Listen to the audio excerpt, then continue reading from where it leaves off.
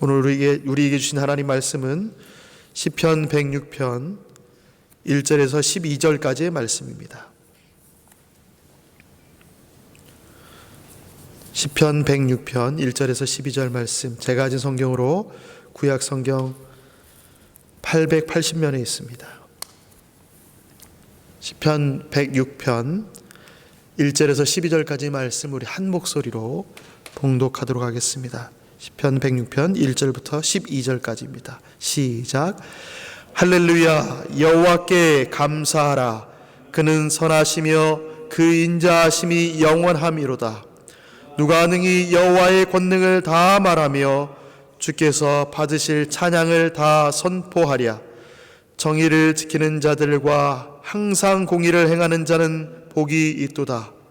여호와여, 주의 백성에게 베푸시는 은혜로 나를 기억하시며 주의 구원으로 나를 돌보사. 내가 주의 택하신 자가 형통함을 보고 주의 나라의 기쁨을 나누어 가지게 하사 주의 유산을 자랑하게 하소서. 우리가 우리의 조상들처럼 범죄하여 사악을 행하며 악을 지었나이다. 우리의 조상들이 애굽에 있을 때 주의 기이한 일들을 깨닫지 못하며 주의 크신 인자를 기억하지 아니하고 바다 곧 홍해에서 거역하였나이다. 그러나 여호와께서는 자기의 이름을 위하여 그들을 구원하셨으니 그의 큰 권능을 만인이 알게 하려 하심이로다. 이에 홍해를 꾸짖으시니 곧 마르니 그들을 인도하여 바다 건너기를 마치 광야를 지나감 같게 하사 그들을 그 미워하는 자의 손에서 구원하시며 그 원수의 손에서 구원하셨고 그들의 대적들은 물로 덮으심에 그들 중에서 하나도 살아남지 못하였도다. 이에 그들이 그의 말씀을 믿고 그를 찬양하는 노래를 불렀도다. 아멘. 시편 106편은 하나님께서 베푸신 온갖 은혜로 가득 차 있습니다. 105편에서처럼 내용은 가득한데 전체적인 내용은 그 은혜와 구원의 능력을 경험하고도 불순종함으로 인해서 약속의 땅에서 쫓겨난 이야기입니다. 105편과는 대조된 이야기들이 좀 있습니다. 시편에는 보통 표제가 붙어 있는데 106편에는 표제가 없습니다. 그래서 저자가 누구인지, 어느 시대에 쓰인 것인지, 또 연주는 어떻게 해야 되며 어떤 악기로 연주해야 되는지는 알 수가 없습니다. 이 106편의 그러나 내용을 살펴보면 바벨론 포로 시대와 관련된 경험들의 묘사들이 제법 써 있습니다. 또한 모든 피조물들에 미치는 하나님의 권능을 하나님의 구원 사역과 연결시키는 이 전반적인 사상을 보면 아마도 이 기록이 포로기 시대와 그 이후에 기록된 다니엘의 기도와 또한 느헤미야 기도와 유사한 것들을 발견할 때에 이 표제가 없지만 이 시편은 바벨론 포로 시대의 해방을 바라보는 어느 무명의 시인이 쓰지 않았을까라고 하는 추측을 해볼 수 있습니다. 106편의 시작은 이렇게 되어 있습니다. 할렐루야로 시작합니다. 시작만 할렐루야가 아니라 마지막도 할렐루야로 마칩니다. 이스라엘 역사 가운데 나타난 여호와의 은혜를 회고하면서 찬양을 촉구하는 것입니다. 찬양을 촉구하니까 굉장히 경쾌하고 좋은 것 같지만 내용은 실상은 그렇게 유쾌한 내용은 아닙니다. 찬양하자, 우리 기쁨으로 나가자라는 것보다 우리가 지금 찬양할 수밖에 없다라고 이야기합니다. 찬양만이 아니라 하늘의 주권자 되신 여호와께 감사하라라고 표현합니다. 감사하라라고 표현하는 정도가 아니라 명령하는 것입니다. 여호와께 감사하는 것은 그 여호와의 백성의 당연한 일입니다. 하나님의 백성이라면 여호와께 감사하는 것이 당연한 일입니다. 당연한 일이기 때문에 이유를 아는 것보다 순종이 먼저입니다. 그러니 명령하는 것입니다. 자, 너는 이러이러하기 때문에 해야 돼 라고 하는 것이 아니라 그냥 명령합니다. 여호와께 감사하라 라고 명령합니다. 당연한 순종을 요구하면서도 또한 찬양과 감사에 대한 이유를 그 뒤에 알려주는데 1절의 하반절에 보니까 그는 선하시며 그 인자하심이 영원함이라 라고 이야기합니다. 여호와를 찬양하라, 여호와께 감사하라 라고 명령하고 난 뒤에 그 이유는 무엇이냐? 우리가 당연히 해야 되는 것인데 그분이 선하시고 인자하시기 때문이다 라고 가르쳐 줍니다. 하나님은 선하십니다. 선하시기 때문에 창조하신 만물을 까닭 없이 악으로 대하지 않습니다. 선하시기에 언제나 좋은 것으로 베풀어 주십니다. 포로기를 지나는 이 시인이 당하는 고통마저도 하나님의 선하신 의도가 있습니다. 우리 인생에서도 알 수 없는 고난이 찾아올 때에 우리 하나님은 선하시기 때문에 그 이유가 있다.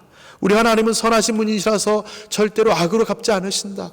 이유가 있겠지. 까닭이 있겠지. 오늘 시인이 그렇게 이야기하고 있는 것입니다. 또 그 하나님이 인자하시다라고 이야기 표현합니다. 헤아릴 수 없는 깊고 한결같은 그리고 변함없는 언약에 뿌리내린 사랑으로 보호하시고 복을 내리시는 분이시다라고 고백하는 것입니다. 때로는 그 사랑으로 인해서 징계하시고 책질질도 하십니다. 그분이 인자하시기 때문에 그렇습니다.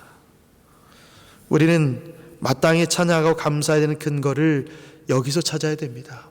내가 오늘 하루의 삶이 기쁘고 즐겁기 때문에, 오늘 내가 어떤 사람을 만났기 때문에, 그런 이유 때문에 찬양하고 감사하는 것이 아니라 우리 하나님이 선하고 인자하시기 때문에 마땅히 찬양하고 감사해야 합니다.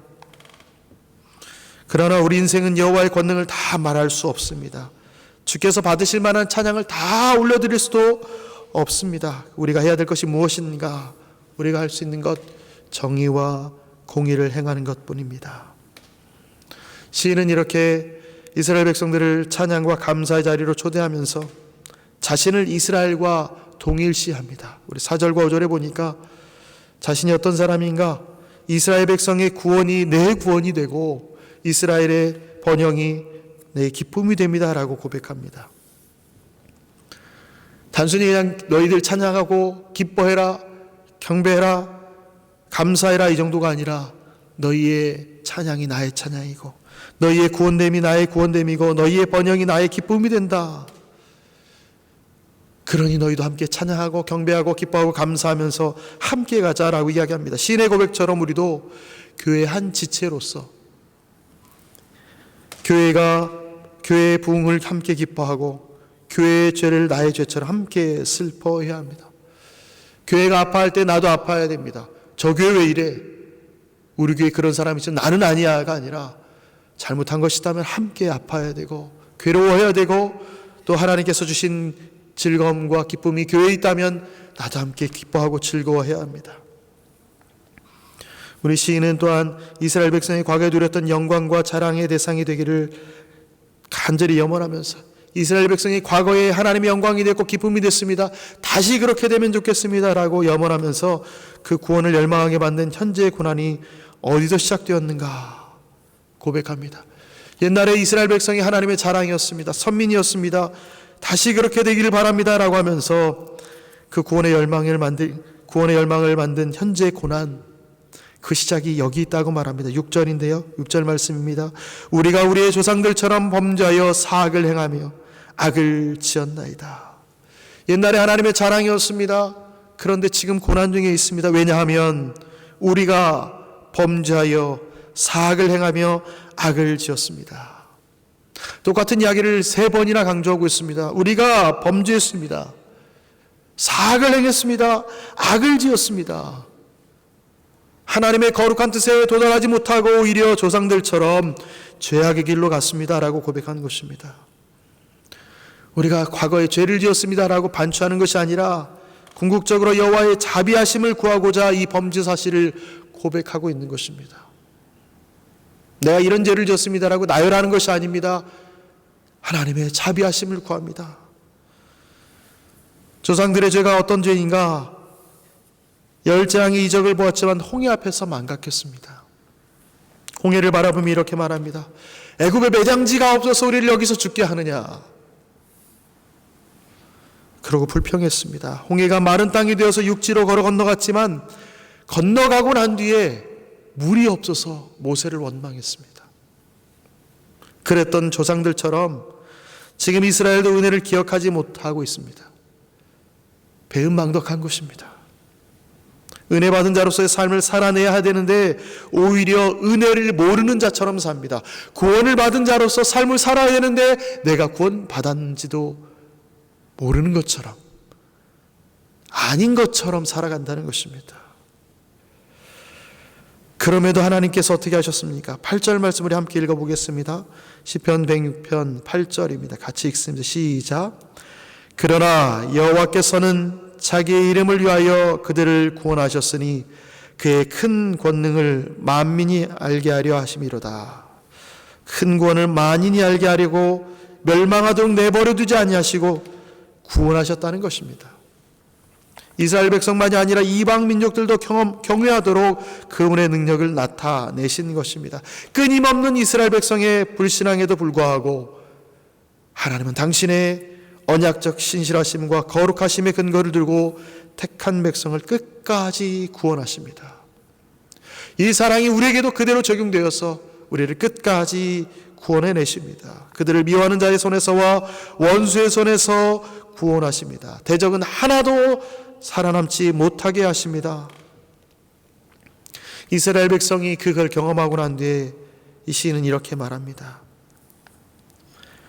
11절에 그들의 대적들은 물로 덮으심에 그들 중에서 하나도 살아남지 못하였도다. 이에 12절에 그들이 그의 말씀을 믿고, 모든 현상을 보고 난 뒤에 그의 구원하심을 보고 난 뒤에 그의 말씀을 믿고 그를 찬양하는 노래를 불렀다라고 기록합니다. 다 지나고 나니 하나님의 은혜였습니다. 그때서야 한 것이지요.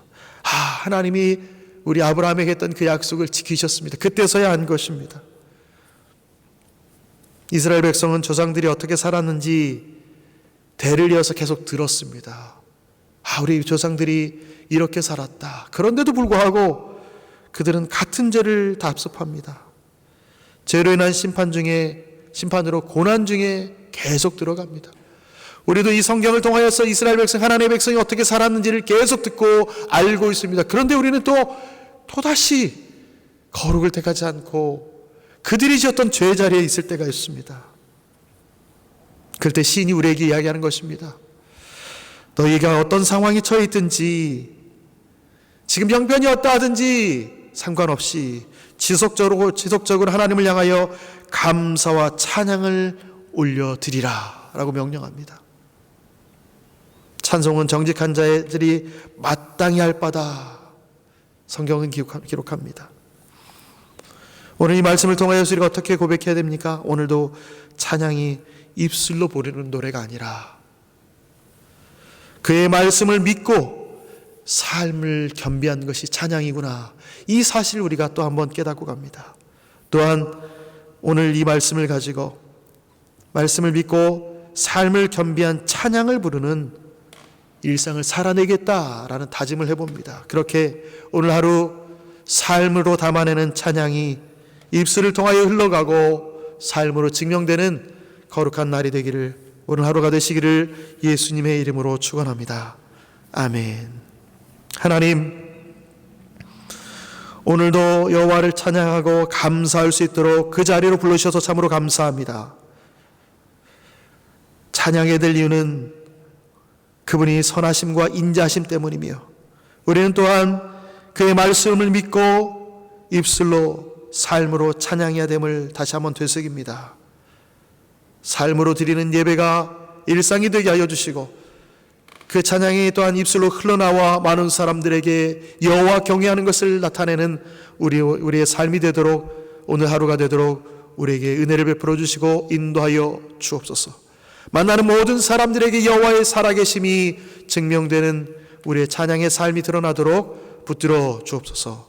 감사드리며 예수님의 이름으로 기도합니다. 아멘.